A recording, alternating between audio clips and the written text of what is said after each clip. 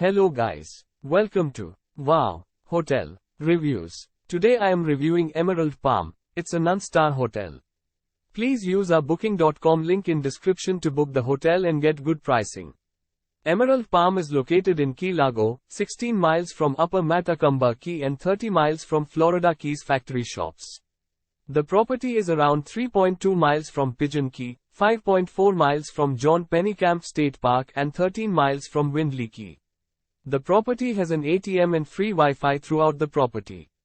All guest rooms at the hotel come with air conditioning, a seating area, a TV with cable channels, a kitchen, a dining area and a private bathroom with free toiletries, a bath or shower and a hairdryer.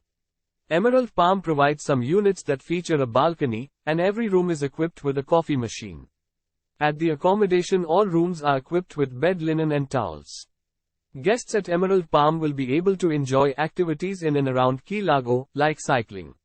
Windley Key Fossil Reef Geological State Park is 14 miles from the hotel, while History of Diving Museum is 15 miles away.